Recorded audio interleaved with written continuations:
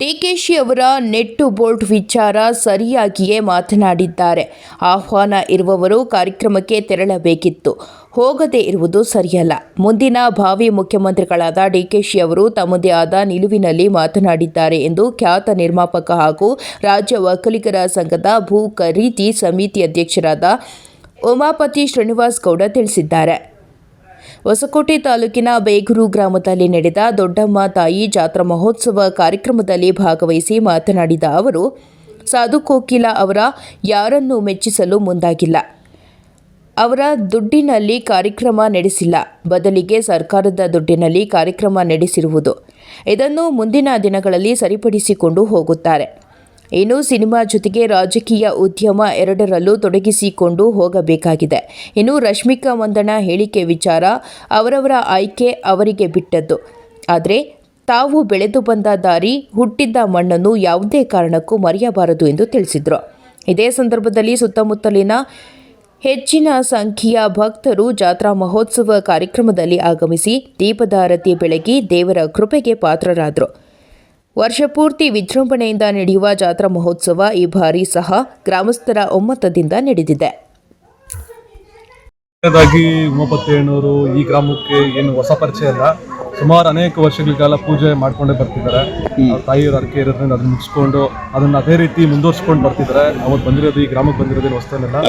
ಮೊದಲನೇದಾಗಿ ಜಾತ್ರೆ ಬಂದಿರೋದು ಬಹಳ ಖುಷಿ ಆಗ್ತಿದೆ.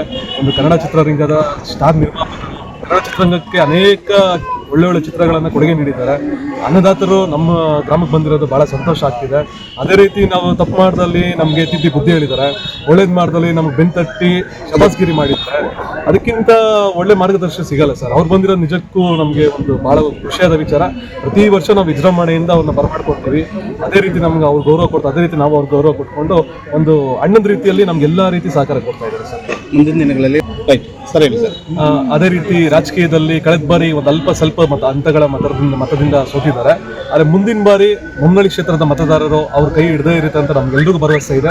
ಮುಂದಿನ ಚುನಾವಣೆ 100ಕ್ಕೆ 100 ಉಮಾಪತಿ ಅಣ್ಣವರು ಗೆದ್ದಲ್ಲಿ ಶಾಸಕರಾಗಿ ಸಚಿವರಾಗಿ ಆಗ್ತಾರೆ. ಅದೆಲ್ಲ ಭರವಸೆ ನಮಗಿದೆ.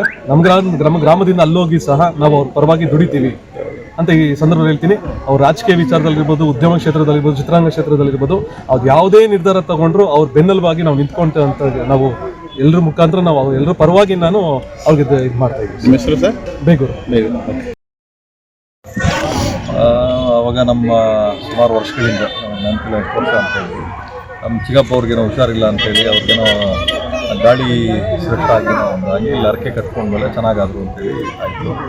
ಅವ್ರು ಹಂಗೆ ನಿಲ್ಸಿದ್ರು, ನಾವು ಹಂಗೆ ಮುಂದುವರ್ಸ್ಕೊಂಡು ಹೋಗ್ತಾ ಇದ್ದೀವಿ ಅಷ್ಟೇ. ಎಷ್ಟು ಸುಮಾರು ಆಗಿರಬೇಕು, 40 ವರ್ಷದ ಮೇಲೆ ಆಗಿದೆ. ಅವಾಗಲಿಂದನೂ ಕೂಡ ಈ ತಾಯಿ ದರ್ಶನ ಮಾಡಿಕೊಂಡು, ಅವಾಗ ಕೋವಿಡ್ ಟೈಮಲ್ಲಿ 1 ವರ್ಷ ಏನೋ ಬರೋಕ್ಕಾಗಿಲ್ಲ ಅಷ್ಟೇ. ಇನ್ನು ಯಾವ ವರ್ಷನೂ ಬಿಡ್ದಂಗೆ ಪ್ರತಿ ವರ್ಷವೂ ಆ ತಾಯಿಗೆ ಸೇವೆ ಮಾಡಿಕೊಂಡು ಆ ತಾಯಿ ದರ್ಶನ ಮಾಡ್ಕೊಂಡು ಹೋಗ್ತಾ ಇದ್ದೀವಿ ಸರ್. ರಾಜಕೀಯದಲ್ಲಿ ತಾವು ಬ್ಯುಸಿ ಆಗೋದ್ರೆ ಎಲೆಕ್ಷನ್ ನಿಂತ್ಕೊಂಡ್ರೆ, ಈಗ ಒಕ್ಕಲಿಗ ಸಂಘದಲ್ಲಿದ್ದೀರಿ ಸರ್. ಮತ್ತೇನಾದರೂ ಸಿನಿಮಾ ಮಾಡೋಂಥದ್ದು ಏನಾದರೂ ಪ್ಲಾನ್ ಮಾಡ್ಕೊಂಡಿದ್ದೀರಾ? ನಡೀತಾ ಇದೆ ಸರ್ ಯಾವುದಾದ್ರು? ಇಲ್ಲ, ಈಗ ಸಿನಿಮಾ ಮಾತುಕತೆಗಳು ನಡೀತಾ ಇದ್ದಾವೆ. ಸಿನಿಮಾನೂ ಮುಖ್ಯ, ನಮ್ಮ ವ್ಯಾಪಾರನೂ ಮುಖ್ಯ, ರಾಜಕೀಯನೂ ಮುಖ್ಯ. ಎಲ್ಲದೂ ಇದ್ರೇ ಜೀವನ ನಡೀತದೆ. ಹಾಗಾಗಿ ಅದನ್ನು ಒಳ್ಳೆ ಸ್ಕ್ರಿಪ್ಟ್ ಲಾಕ್ ಆದಮೇಲೆ ಹೀರೋಗಳನ್ನ ಅನೌನ್ಸ್ ಮಾಡಿ.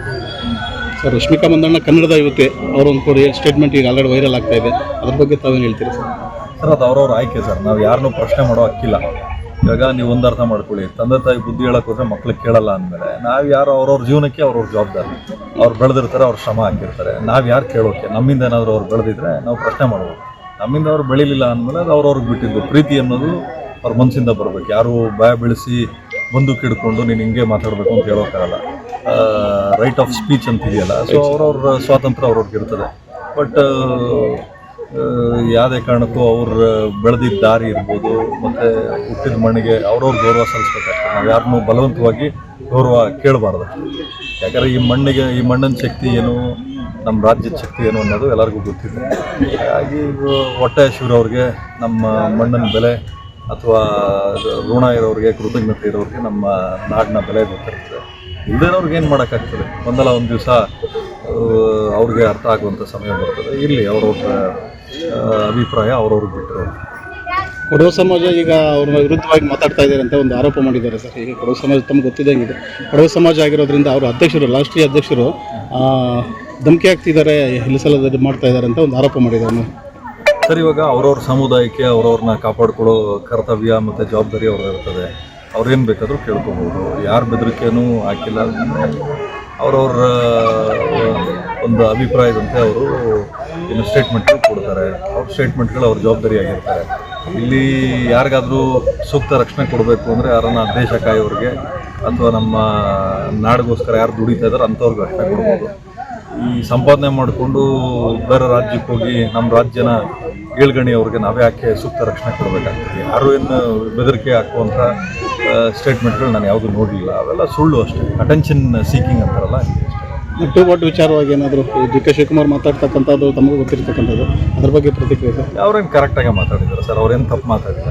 ಅವ್ರ ಕರ್ತವ್ಯ ಅವ್ರ ಜವಾಬ್ದಾರಿ ಏನಿತ್ತು ಅವ್ರ ಜವಾಬ್ದಾರಿ ಅವ್ರು ನಿಭಾಯಿಸಿದ್ದಾರೆ. ಆಮೇಲೆ ಯಾರ್ಯಾರು ಇನ್ವಿಟೇಷನ್ ಇತ್ತು ಅವರೆಲ್ಲ ಹೋಗ್ಬೇಕಾಯಿತು, ಹೋಗಿಲ್ಲ ಅಂದಮೇಲೆ ಒಬ್ಬ ಮುಂದಿನ ಭಾವಿ ಮುಖ್ಯಮಂತ್ರಿ ಆದವರು ಅವ್ರದ್ದೇ ಆದಂಥ ಒಂದು ನಿಟ್ಟಿನಲ್ಲಿ ಅವ್ರು ಹೇಳಿದ್ದಾರೆ. ಅವ್ರೇನು ತಪ್ಪೇನು ಹೇಳಿದ್ದಾರೆ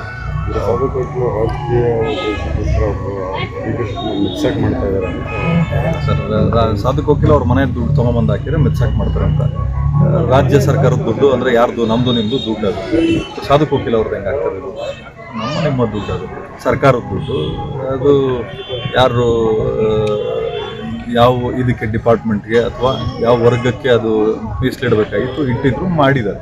ಯಾರಿಗೂ ಮೆಚ್ಚುವಂಥ ಕೆಲಸ ಏನಿಲ್ಲ. ಮೆಚ್ಚುವಂಥ ಕೆಲಸ ಇದ್ದರೆ ಅವ್ರು ಅವಾಗ ನಮಗೆ ಅವ್ರ ಹಬ್ಬಗಳು ಬಂದಾಗ ನಮಗೆ ಫೋನ್ ಮಾಡಿ ಕರೀತಾ ಇರ್ತಾರೆ, ಬನ್ನಿ ಸರ್ ಮನೇಲಿ ಅಡುಗೆ ಮಾಡಿದ್ವಿ, ಬಿರಿಯಾನಿ ತಿನ್ನಿ ಅದು ಇದು ಅಂತ. ಅದು ಮೆಚ್ಚೋದು. ಇದು ಸಾರ್ವಜನಿಕರು ದುಡ್ಡಲ್ಲಿ ಮಾಡಿರುವಂಥದ್ದು ಮೆಚ್ಚೋದು ಅಲ್ಲ, ಅದು ಕರ್ತವ್ಯ ಅವ್ರು ಮಾಡಿದ್ದಾರೆ. ಸರ್, ಚಿತ್ರರಂಗದಲ್ಲಿ ಎಲ್ಲ ವೈಮನಸ್ಸುಗಳು ಕಾಣಿಸ್ತಾ ಇದೆ ಅನ್ಸುತ್ತೆ. ಯಾಕಂತಂದರೆ ಸಾಧಕ್ ಕೆಲವರು ಸಾಕಷ್ಟು ಜನಕ್ಕೆ ಇನ್ವಿಟೇಷನ್ನೇ ಕೊಟ್ಟಿಲ್ಲ, ಒಂದು ಆರೋಪ ಇದೆ. ನಮ್ಮನ್ನು ಕರೆದಿದ್ರೆ ನಾವು ಬರ್ತಾ ಇದ್ವು ಅಂತ ಇತ್ತೀಚೆಗೆ ಸಾಮಾಜಿಕ ಮಾಧ್ಯಮದಲ್ಲಿ ಇದು ಕನಿಷ್ಠ ಇರ್ಬೋದವರೆಲ್ಲ ಒಂದು ಆರೋಪವನ್ನು ಮಾಡಿರ್ತಕ್ಕಂಥದ್ದು. ಸೊ ಈ ವಿಚಾರವಾಗಿ ಸರ್, ಇವಾಗ ಒಂದು ಕಾರ್ಯಕ್ರಮ ಅಂತ ಮಾಡಿದಾಗ ನಿಮಗೆ ಗೊತ್ತಿರ್ತದೆ, ಯಾರು ಇನ್ನು 100% ಅಂದ್ಕೊಂಡಂಗೆ ಮಾಡೋಕ್ಕಾಗಲ್ಲ. ನಮ್ಮ ಮನೆ ಮಟ್ಟಕ್ಕೆ ಹಬ್ಬ ಮಾಡಿದಾಗಲೂ ಕೆಲವೊಬ್ಬರೆಲ್ಲ ಮರೆತು ಬಿಟ್ಟಿರ್ತೀವಿ. ಅಂಥದ್ರಲ್ಲಿ ಒಂದು ದೊಡ್ಡ ಮಟ್ಟದ ಕಾರ್ಯಕ್ರಮಗಳು ಮಾಡಬೇಕಾದಾಗ ಸಣ್ಣ ಪುಟ್ಟ ನ್ಯೂನ್ಯತೆಗಳು ಬಂದೇ ಬರ್ತವೆ. ಮುಂದಿನ ದಿವಸಗಳಲ್ಲಿ ಆ ನ್ಯೂನ್ಯತೆಗಳನ್ನ ಬಗೆಹರಿಸಿ ಬರೋ ಸಲಿಗೆ ಭಾಳ ಚೆನ್ನಾಗಿ ಮಾಡ್ತಾರೆ ಅನ್ನೋ ಒಂದು ಭರವಸೆ ಇಟ್ಕೊಂಡು. Thank you sir.